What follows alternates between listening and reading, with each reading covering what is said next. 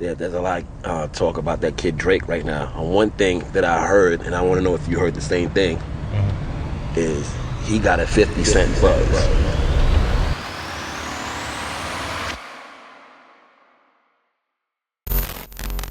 But you're projected that whenever you sign with whoever you sign, that you might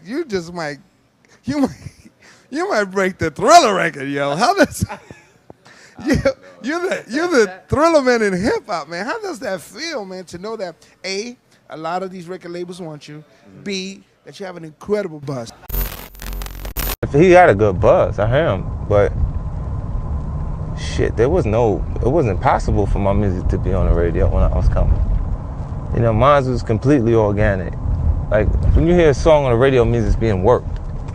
Ain't nothing there by just because. Buzz so big, I could probably sell a blank this. Drake, that kid is just amazing. Of course, he don't even have an album out. He's like, on everybody features song. Every song he drop is #1, and I mean, he's a cash cow. I love it. You know, people talk about now in the internet age, like, oh, so-and-so has buzz and whatever. None of that comes even close to what 50 had behind him at that moment.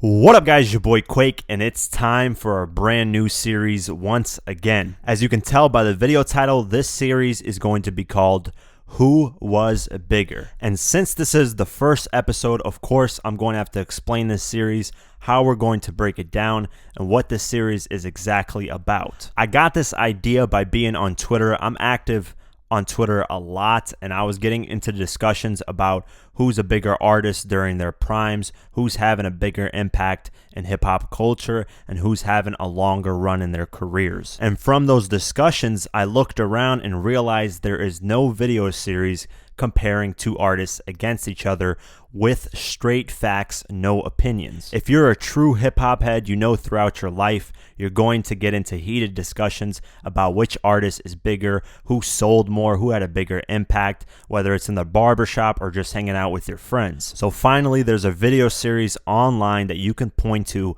when having discussions with your friends about who's the bigger artist. And we're going to kick off episode 1 in a major way with 50 Cent versus Drake. This has been discussed since Drake really blew up. His buzz has been compared to 50's. He's been compared to 50's career throughout his whole career, and it's been crazy the discussions that's been had between these two artists. I've been thinking for a long time how to break this video down, and I decided to break it down into 4 factors. The first factor is debut impact. When the artist first came out with their debut album, how hot was it? How big did he impact the industry?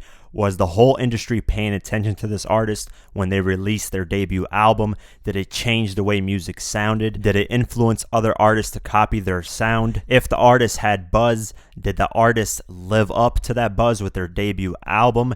And what were the sales of the debut album? Did it break records or did it flop? The second factor is brand. How did they use their name to brand themselves to the point where they could change the music industry, to the point where they could do amazing business deals? Did their name attract people to listen to the features that they did with other artists? And how far did they take their brand? Was it just music, or did they expand to various other things? The third factor is cultural impact. When this artist came out after their debut album, did they influence other artists to follow their sound? Did other artists start dressing like them, talking like them? Did future generations look up to this artist and influence them to be in the music industry today? Will their music resonate years from now, even 20, 30, 40 years from now? And did this artist take away shine from other artists at the time when they were blowing up and in their prime? The final factor is longevity. After this artist came out with their debut album, how long did they remain on top? Was it short-lived, or did it last a really long time? What were their sales on their albums after their first album? Did it increase? Did it decline? Did it stay steady throughout the years? And if they're not on top anymore, what was the reason? Was it the content in the music?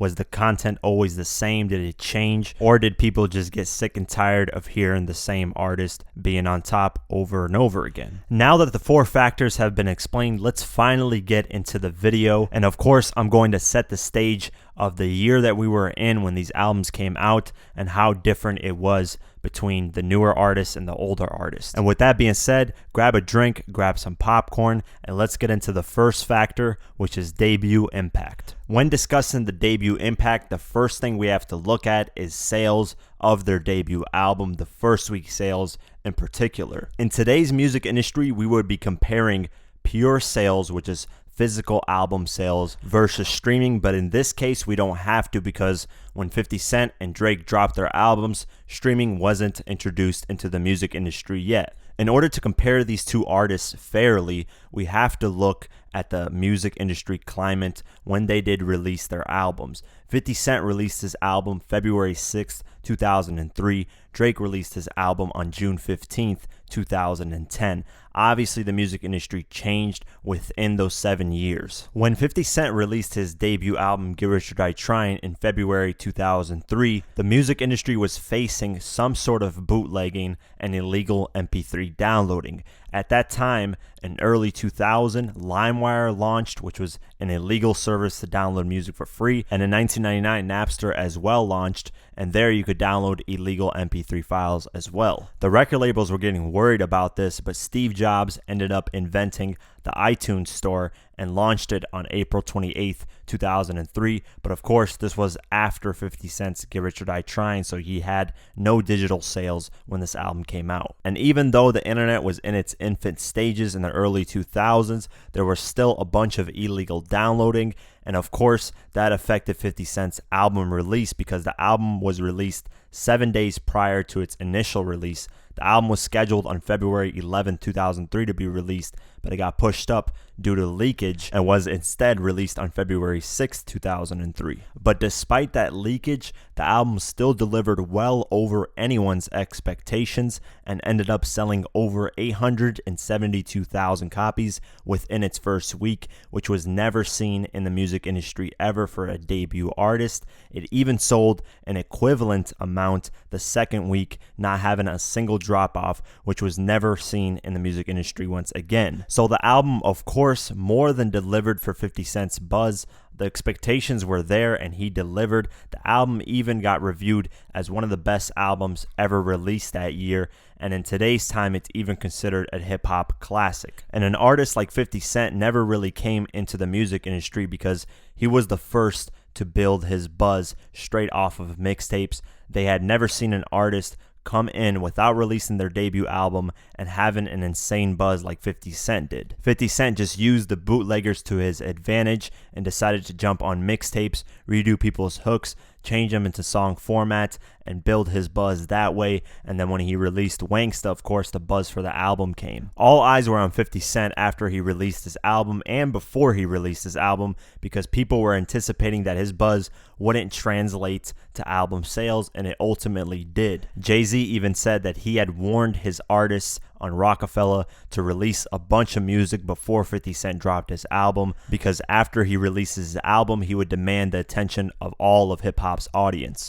I remember one time walking in the studio, and it was like a small gap, and Bleak Beans, everybody was in there, and I was like, man, I'm telling you, man, y'all got a chance right now, just flood it, put out a lot of music, because 50 Cent is coming. And you know, 4 months later, in the club hit, and it was over. And it was just like, okay, now everybody got to sit on the sidelines and wait this tide to wave out. On top of that, artists that never really rapped about gangsta music or the gangsta image started going that route because they saw it was selling based off of what 50 Cent had did. In conclusion, 50 Cent's debut impact was something that nobody had ever seen before. His album Get Rich or Die Trying not only broke debut first week sales, but also went on to sell well over 12 million copies worldwide and 8.4 million copies just in the United States alone, which makes it a top 4 hip-hop album when it comes to sales in the US. The album also had 2 #1 singles on the Billboard Hot 100, with In the Club and 21 Questions, and In the Club in March 2003 broke a Billboard record as the most listened to song in radio history within a week. On top of that, the third single, PIMP, peaked at number 3 on the Billboard Hot 100, so he had 3 singles that were in the top 3 for the Hot 100 off this album. Now let's set the stage of when Drake dropped his debut album, Thank Me Later, on June 15th, 2010. In 2010, the music industry was obviously in a way different place than in 2003. At this point in 2010, a lot of music sales had declined, but a lot of file sharing sites that were major in the early 2000s had shut down, such as LimeWire and Napster. But that didn't stop the internet from stealing music and leaking it online, because this was the era of people creating blogs. A lot of people started creating blogs and posting this music online for people to download, including me at that time. I created a blog in 2009, so I fell into that category. I uploaded music to Hulkshare, Mediafile, ZippyShare, and various other sources, and a lot of other blogs did the same, and this caused music to get illegally downloaded once again. Plus, albums would ship out worldwide weeks earlier to the release date, and then people would get the album and leak it online. And this, unfortunately, is what happened to Drake's debut album, Thank Me Later. The album ended up leaking 2 weeks prior to its release date. It leaked on June 1st, 2010, but only the clean version made it online, but it made it all over the blogs, so everyone heard the album. Even Drake tweeted on Twitter, "I gave away free music for years, so we're good over here. Just allow it to be the soundtrack to your summer and enjoy June 15th. However, despite the leakage, Drake's buzz was so huge and tremendous that he still did very well on this album. His buzz was being compared to 50 Cent's over and over again. Drake created his buzz just like 50 Cent did with mixtapes, and a lot of artists that followed 50 Cent after did the same thing as well. Drake had dropped his mixtape So Far Gone, and it ended up blowing up. The breakthrough hit on that mixtape was called Best I Ever Had, and it ended up peaking at number 2 on the Billboard Hot 100. Mind you, this is a mixtape single. This is not even off of an album. So he was blowing up in the mainstream light, somewhat different to what 50 Cent had. 50 Cent had street buzz. His music was more catered to the streets, while Drake was more catered to the mainstream audience and pop sound. Drake also delivered something to the hip-hop world that we weren't familiar with, and that was singing and rapping into one. He could sing very well and rap very well and combine them flawlessly. A lot of artists tinkered with this here and there, like Ja Rule and Chamillionaire, but Drake took it to the next level, and a lot of people appreciated it. And because we haven't seen this in hip-hop done so well, Drake's buzz was huge when he dropped that So Far Gone mixtape. Like I said, he had a number 2 single on the Billboard Hot 100 and was buzzing so big that he kept getting compared to 50 Cent's buzz. People were also expecting Drake to sell well over 1 million copies within the first week of his debut album dropping, which would be Thank Me Later. Unfortunately, it did not live up to that buzz expectation of selling 1 million copies within the first week. Universal, however, expected it because they shipped out well over 1 million copies in the first week of its release. So they were expecting those sales, but it didn't live up to that. And that has a lot to do with the music climate of when he released his album. However, the first week sales of this album were amazing. He sold 447,000 copies within the first week on June 15th, 2010. And ultimately ended up selling 2 million copies in the United States that following year. And the first 3 singles off of Drake's debut album didn't perform that well, the first single being Over, and ended up peaking at number 14 on the Billboard Hot 100. The second single, Find Your Love, ended up peaking at number 5 on the Billboard Hot 100, and the third single, Miss Me, ended up peaking at number 15. So obviously this is very low numbers compared to 50 Cent's Get Rich or Die Trying. And this album among fans and critics isn't considered one of Drake's best albums, and it's not considered a classic among the hip-hop community. However,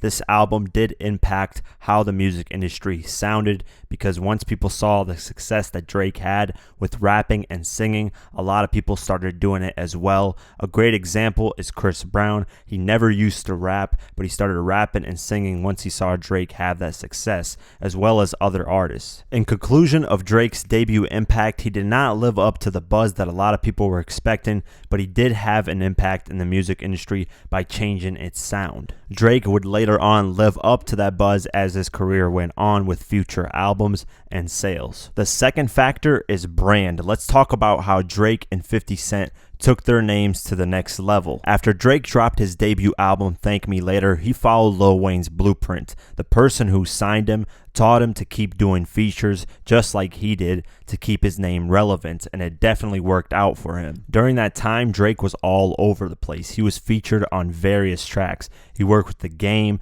Fetty Wap, Future, J. Cole, Jay-Z, Jamie Foxx, Lil Wayne, of course, Kendrick Lamar, Mary J. Blige, Meek Mill, Migos, Nicki Minaj, Nipsey Hussle, Pimp C, Rick Ross, Rihanna, Timbaland, Trey Songz, Waka Flocka, YG, and many, many more. And this definitely took Drake's name to the next level. His brand expanded because deals were starting to come through, and every song he was featured on either became a top 100 hit, and people were looking at that song, looking for the feature, and looking to listen to it if it featured Drake. So Drake's name definitely attracts people, and whatever his name is attached to definitely has eyes on it. When it comes to songs, it becomes a hit. When it comes to brand deals, it sells a lot, even still to this day. In 2009, Drake landed a deal with Sprite. As you guys saw the Sprite commercial, and it was, according to Forbes, a very lucrative deal where he made a lot of money. Following that, when Drake dropped his sophomore album, Take Care, it did extremely well. It sold 631,000 copies within the first week, which is nearly 200,000 more than his debut album in the first week, and it ended up going 4 times platinum worldwide, which means it sold 4 million copies, which is a little over 2 million more copies than his debut album. And this is when he won his first Grammy, and to many Drake fans, this album is considered Drake's classic album. And because of that major success, he was finally granted a label deal to have his own label. In 2012, he expanded the OVO sound into signing a $10 million deal with Warner Brothers. And through this deal, he ended up signing various other artists to build the OVO sound brand and label. He ended up signing Party Next Door, Majid Jordan, Roy Woods, I Love McConan, and many others. However, none of these artists really blew up on their own and had their own image, such as Lil Wayne when he signed Drake. Drake really took off and had his own sound, his own label, his own image. All the artists on Drake's label haven't really blown up or had any hits. The only one that had a major hit was I Love McConan with the song Tuesday that featured Drake, that was released in 2014. The song ended up peaking at number 12 on the Billboard Hot 100. Other than that, any other artists on Drake's label did not have any major success. Party Next Door had a song peak at number 55 on the Billboard Hot 100 with Come and See Me, which featured Drake, so that Drake stimulus package kind of helped with that feature, but it definitely didn't get him a top 40 hit. The only person who had a top 40 hit was I Love McConan, and he essentially left the label in 2016. Majid Jordan don't have any single song on the Hot 100. The only song they had on the Hot 100 was the Drake song Hold On We're Going Home, which featured them, but that's not even their solo song. Although the deal with Warner Brothers was lucrative and Drake made $10 million off that deal, it shows that most of the star power is in Drake's hands, and whatever Drake does, people pay attention to, and not the things that his artists do. However, Drake continued to expand his brand. In 2013, he signed a $10 million deal with Jordan, and he released and designed 3 sneakers on the market with that deal, so that was definitely another lucrative deal. And while doing that Jordan deal, he decided to release his own clothing line with OVO Clothing, and even opened up a few stores, one in Los Angeles, one in New York, one in Toronto, one in Yorkdale, and one in London. He followed that up in 2016, which is his most recent deal with Apple Music. He ended up signing for $19 million to Apple Music to release his album Views exclusively to Apple Music. Following that brand deal, he also released his own whiskey by the name of Virginia Black in 2017. And moving forward, Drake is looking to executive produce a few movies and TV shows in the near future. And as of March 2018, Drake's net worth is standing at $100 million. So it seems like he's been definitely building up his brand and his money as time goes on. So in the future, I can only expect him to become a billionaire if he continues on this path. But with that success, there were some things in Drake's career that took a hit when it comes to his brand. The beef that he had with Meek Mill, where Meek Mill exposed Drake having ghostwriters, definitely affected Drake's brand. A lot of people don't associate him as one of the best hip-hop artists now because of that. And as of the making of this video, Drake still hasn't responded to Pusha T's diss called The Story of Adidon, and this definitely affects Drake's brand. It shows that he can't go toe-to-toe with some of the best lyrical rappers. Although Drake will still be on top and sell a lot of albums continuing in the future because he's still accepted very well in the mainstream world, this only affects him in hip-hop culture. Now let's talk about how 50 Cent expanded his brand and what he did in his music career. 50 Cent's approach to expanding his brand was very different from Drake's. Drake would work with a lot of artists, do a lot of features, while 50 Cent would stay in his camp, only work with people in Shady Aftermath and G-Unit. Matter of fact, before 2007, the only features 50 Cent had with artists that were outside of his camp was Lil' Kim and Missy Elliott. 50's tactic was to instead help his own artists under his label and help his teammates such as Eminem and Dr. Dre. That's why he only did features with people that were connected with him in terms of the label. After the massive success of his debut album, Get Rich or Die Trying, he instantly got offered a label deal to sign with Shady Aftermath under his own imprint, which was G-Unit Records. And unlike Drake, 50 Cent decided to expand his brand by making G-Unit Records a household name. He didn't waste any time. He released their debut album, Beg for Mercy, in November 2003, and within the first week, it sold 400,000 copies. And because of that success of their debut group album, all the other artists on 50 Cent's label ended up having solo success as well. Lloyd Banks' debut album, Hunger for More, ended up selling over 3 million copies worldwide, ended up having 2 top 40 Billboard Hot 100 hits, with On Fire peaking at number 8 and Karma peaking at number 17. Young Buck even had his own success with his debut album Straight Outta Cashville, selling well over 2.5 million copies worldwide, and he even had 2 top 40 Hot 100 songs, with Shorty Wanna Ride peaking at number 17 and Let Me In peaking at number 3. And 50 Cent's biggest success of the artists that he signed on G-Unit Records was obviously The Game. His debut album, The Documentary, sold well over 5 million copies worldwide and had 3 songs on the top 40 Hot 100, with Hater or Love It peaking at number 2, How We Do peaking at number 4, and Dreams peaking at number 32. So it was clear 50 Cent had put on his artists and focused on building his artists up instead of doing features for other artists like Drake. 50 didn't stop there in expanding his brand. In 2003, he also landed a deal with Mark Echo to start G-Unit Clothing and landed a deal with Reebok to start the G-Unit sneakers. And both those deals were very lucrative for 50 Cent. 50 Cent himself said that off the G-Unit sneakers and the Reebok deal that he had, he made $80 million. And off the G-Unit Clothing, they made well over $100 million, but 50 Cent ended up pocketing somewhere between $20 to $15 million. Well, I seen a really nice check from Paul Fineman. Now, who is this? Paul Fineman was like running RBK, running Reebok at the time. Jesus. So when we actually started selling shoes with the G-Unit shoe and the Sean Carter shoe, and we worked like that project was a huge success for me. I sold over 3.8 million pairs of sneakers, and then I got over my entire time with RBK, I got about $80 million out of it. And in 2005, after dropping his sophomore album, The Massacre, and selling 1.14 million copies within the first 4 days, and selling well over 10 million copies worldwide, the name 50 Cent got way bigger and the brand got way bigger. He started doing more and more deals. He even ended up getting his own video game called 50 Cent Bulletproof, which sold 1.3 million copies worldwide. He also did a deal with Vitamin Water in which he owned equity in the company, and in 2007 he made well over $150 million. It was reported that he actually made $400 million, but according to Forbes, they couldn't release the official information because of non-disclosure agreements. He also was featured in his own feature film with Get Rich or Die Trying. Although it didn't succeed that well, it was still a major good look for his brand. However, with all the major success 50 Cent has had, there has been a lot of major failures. And to be fair, 50 Cent's career has been going on longer than Drake, so that gives him a lot more room to have more failures. So let's talk about those failures and how it affected 50 Cent's brand.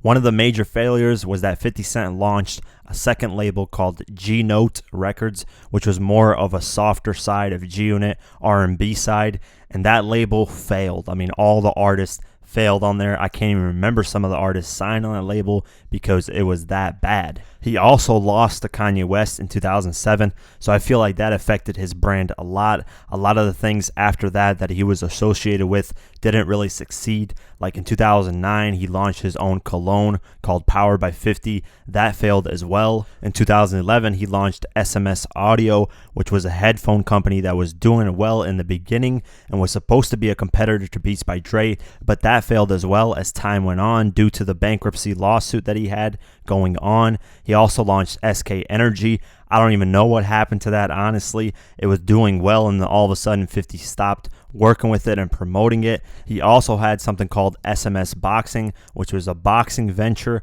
that he wanted to start initially with Floyd Mayweather, but Floyd Mayweather, after he got out of prison, didn't want to work with 50, so 50 launched it on his own, and that ended up failing as well. And in 2015, as we all know, 50 Cent filed for bankruptcy, and that was a very bad look for his brand, his image, and we knew 50 Cent wasn't actually broke. He was just trying to escape the lawsuits from Rick Ross's baby mama and the SMS Audio lawsuit from his former company, which was Sleek Audio. We know he was trying to escape that, but it was still a bad look for his brand because in the mainstream world, a lot of people still assume 50 Cent is broke. But in the midst of all that failure, he still managed to pull through and ended up creating a very successful TV show by the name of Power, which is constantly breaking records on Starz and on premium cable. He also signed a deal with an underwear company called Frigo, in which he made reportedly $78 million. And the deal he had with Effin' Vodka, he sold his shares in that and made $60 million, which was reported in summer of 2017. So in terms of brand, Drake and 50 Cent both have had their ups and downs, and of course 50 Cent's career has been longer, so there's more to look at, but we don't know what Drake's future holds in terms of the brand, but we definitely know he's headed in the right direction so far. Now let's talk about the third factor, cultural impact. And Drake had a lot of cultural impact and a lot of influence in the industry after he released his debut album. One of the perfect examples for me is Chris Brown, because before Drake blew up, Chris Brown was more of an R&B singer. Then after Drake blew up, Chris Brown started rapping and singing, which was something he obviously took from Drake because he saw it was working with Drake, so why not try it? Another example of an offspring of what Drake has done is Bryson Tiller, Post Malone, so many artists that you can name that rap and sing. Plus, Drake has put Canada on the map in terms of hip-hop. A lot of artists have blown up since Drake, and it's because of Drake, because more attention has gone to Canada in terms of hip-hop, artists such as The Weeknd and Tory Lanez, just to name a few. And whenever Drake does something, it's usually a meme. It becomes something that everyone talks about or makes fun of in a joking way, which is definitely some sort of influence in the culture. He dictates a lot of what happens during that time. And he's been memed literally since he started his career, which means he's been the topic of conversation every time he gears up to drop an album. There's a new meme out there about him, or when he just does something goofy, or when people make it seem like it's goofy, it's always memed over and over again. And whatever Drake says, everyone pays attention to, which definitely takes shine away from the other artists. Whenever Drake is gearing up to release something, a lot of the attention goes towards Drake. And there's no denying that since he's had a major impact in hip-hop, his music is going to resonate years after he retires or when he dies. After that, people are still going to bump his music. And the perfect example of that is Take Care. When that album first came out, a lot of people were bumping it. And now, in 2018, I still hear that album over and over. A lot of places, a lot of my friends still listen to it. So it's definitely an album that's going to stay here for a long time. And it's only been roughly 10 years since Drake has come into the music scene, so there's still a lot that he can influence. I'm sure when a lot of newer artists come out, they're going to say Drake is his favorite artist, and Drake was the one that they were listening to when they were a child. So there's still time for that. In terms of 50 Cent, he's had a longer career, so there's going to be a lot more artists that are coming out that are saying, hey, I used to listen to 50 Cent when I was really young in 2003 when he came out with Get Rich or Die Trying. And in terms of social media, Drake definitely takes the cake. Every time he releases something, the whole world in social media stops completely. I've seen this on Twitter so many times. Whenever Drake drops a new song or a new album or anything of the sort, or even does anything, social media just reacts to it immediately, which definitely shows that Drake has a chokehold on the game and has been having a chokehold on it for a while now. Now let's talk about 50 Cent's cultural impact, and there's a lot of things that you can point to inside of music and outside of music. In terms of music, 50 Cent has had an insane amount of influence when it comes to a lot of the gangster rappers that have come out now. Schoolboy Q himself has said that when he listened to Get Rich or Die Trying, it changed his life and made him want to rap instead of do a bunch of gangster stuff that could have led him either to prison or death. There's been artists like Chief Keef who have said the same thing. Artists like Smoke Perp and 6ix9ine who have said that they look up to 50 Cent, and when they heard Get Rich or Die Trying, it influenced them to get into music as well. I relate to 50 hella for sure. Like, I could listen to 50 Cent and tell what he really mean what he's saying. He did that hard. You know what I mean? Like, he's one of them niggas that got away with confidence. Like 50 ain't got the best bars, you know what I mean? Like, he ain't got Jay-Z bars, but this nigga, like, his confidence on the record is like, you can't deny it. Like, he was saying that any nigga that's just now getting out of jail, you don't know what to do with yourself, get into the rap game. You know what I'm saying? And I was like, recently when I just got out of jail, and I didn't know what to do. I wasn't trying to finish playing football and shit. And I was like, you know, if I'm gonna really go hard with this rap. And that's when I was just fucking around with rapping. I really wasn't rapping, but just fucking around with it. But when I heard that, I was like, fuck it. And I really went hard at it. Yeah. 50 probably saved my life on some real shit.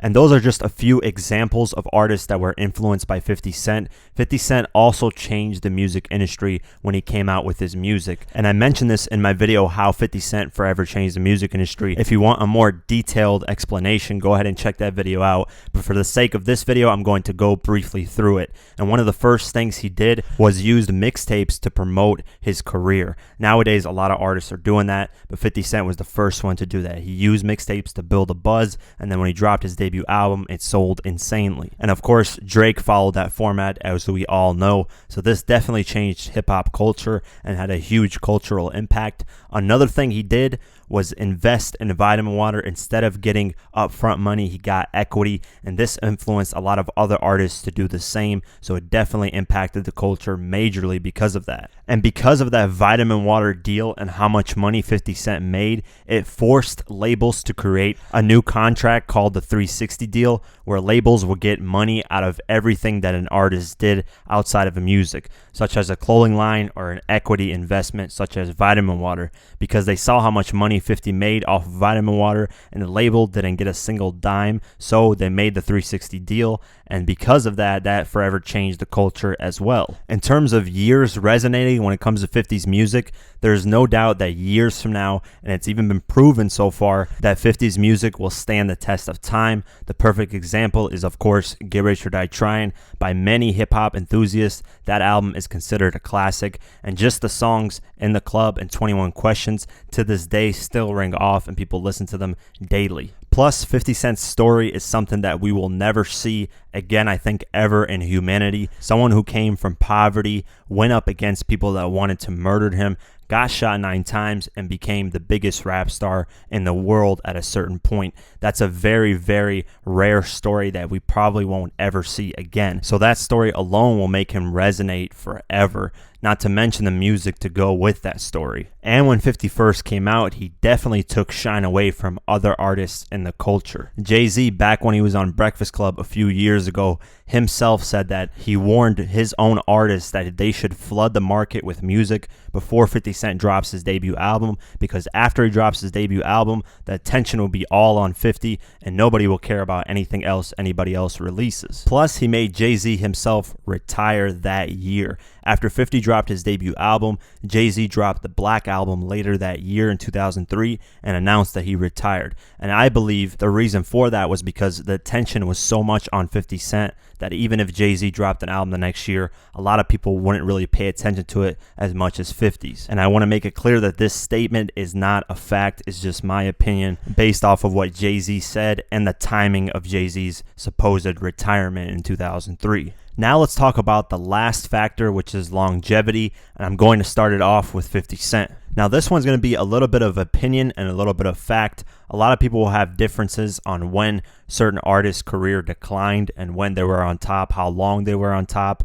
But based off my research, based off of arguments I've had with people, this is essentially what I've come together with. And of course, feel free to disagree. This is a little bit of fact, a little bit of opinion. I would say 50 Cent's run was from 2002 till 2007. That's when he was at his hottest, at his peak. Whatever he dropped charted very well. And this is based off the research of album sales and singles and where they charted. The most important one to look at is definitely singles. That will tell you more about if an artist is hot or not, and not album sales, because album sales declined for every single artist as the years went on. So after his debut album, 50 Cent in 2005 dropped his second album, The Massacre, and sold 1.15 million copies within the first week. Then in 2007, he followed that up with Curtis and sold 691,000 copies within the first week, which is a major drop from his second album. But like I said, album sales have declined for almost every single artist that you can name. Then after 2007, and this is where I say he stopped becoming hot, is after 2007. In 2009, he dropped Before I Self-Destruct and sold about 160,000 copies within the first week. But this is the thing that you have to notice that changed after 2007. After 2007, 50 Cent as a solo artist and as the lead artist on a single could not get a top 10 hit at all after 2007. The highest charting song after 2007 that he had was My Life, featuring Eminem and Adam Levine, which peaked at number 27 in 2012 on the Hot 100. That's the highest charting single after 2007 that he could get, and that's really a top 40 hit, but usually a top 10 is what's considered a major hit for an artist and what's considered a comeback or at least a hot artist. And this is just focusing on 50 Cent musically. If we're talking throughout his whole career, not just musically, he definitely is still relevant. I mean, he has Power, which is one of the most successful TV shows, like I mentioned earlier. He's done major deals with F and Vodka, which he sold his equity for $60 million. He's done major deals with that underwear company, which he got like $74 million, I believe. So he's definitely still relevant. Whenever he says or does something, it's always on the news. So career-wise, outside of music, he's definitely still relevant. But for this one, we're talking about musically.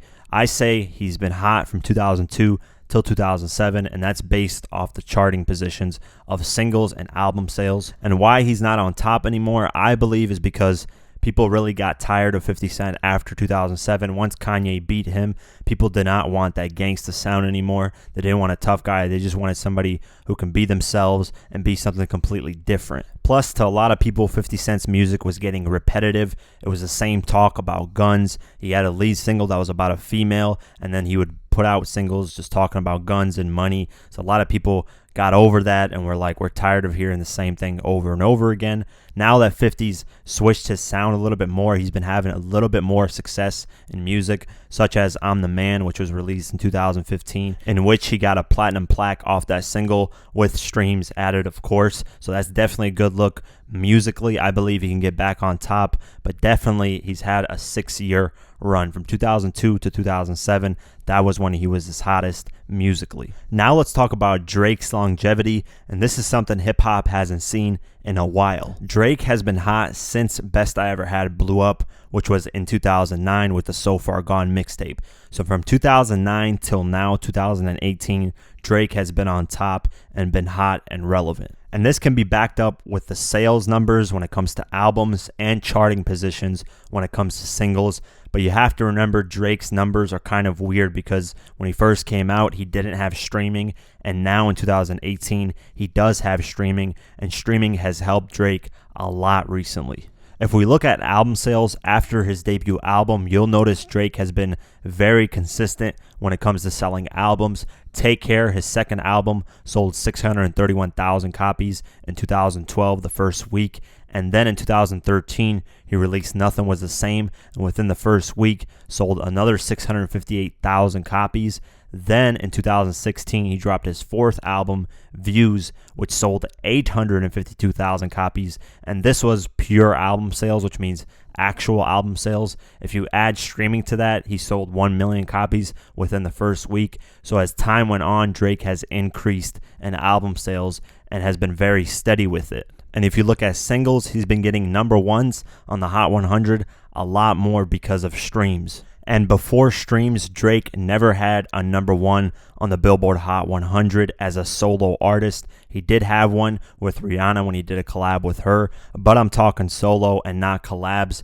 So after streams is when he really started to get number one songs on the Hot 100. But every year when he released an album, he did have a single go top 10 on the Hot 100. In 2009, when he really blew up, Best I Never Had peaked at number 2 on the Billboard Hot 100. Then in 2010, when he dropped his debut album, Thank Me Later, Find Your Love peaked at number 5 on the Billboard Hot 100. Then in 2012, when he dropped his second album, Take Care, the title song featuring Rihanna peaked at number 7 on the Billboard Hot 100. Then when Drake dropped Nothing Was the Same, started from the bottom, peaked at number 6 on the Hot 100. Then when Drake dropped Views, he got his first number one hit, and this was because of streams, which helped a lot, and that was One Dance. It peaked at number 1 in 2016. Hotline Bling peaked at number 2 on the Billboard Hot 100, so he started to get various hits after streams were implemented in the charts. And now in 2018, it seems like he's hot as ever because nearly every single he's dropping is peaking at number 1 on the Billboard Hot 100. The song God's Plan peaked at number 1. Nice for What peaked at number 1.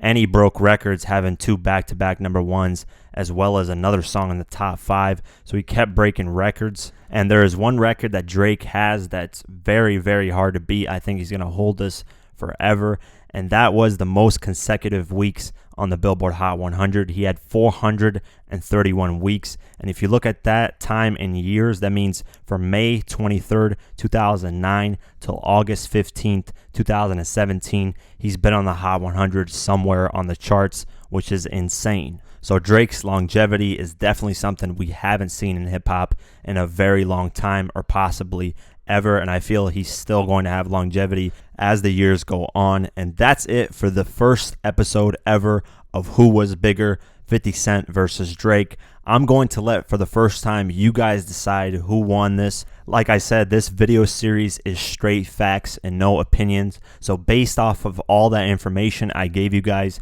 who do you guys think won each category? Plus, let me know what you guys think of this video series in the comments below. Do you guys think this was executed well? Do you guys think there are things that need to be added on or improved on? Because this is the first episode, and I'm sure as time goes on, I'm going to adjust a few things, just like I have with every other series. Also, who do you guys want me to compare next? What are arguments that you have with friends? Who else do you guys want me to compare against each other with straight facts? Let me know in the comments below. If you want to support this channel further, you can do so at patreon.com/diverse mentality. A link is in the description below. For just $1 a month or more, you can support this channel further. Like, comment, share, and definitely subscribe, because I do videos like this daily on hip-hop news and much, much more. So definitely subscribe. Follow me on Twitter and on Instagram at QuakeGW. Like us on Facebook, and I'll see you guys in the next one. Peace.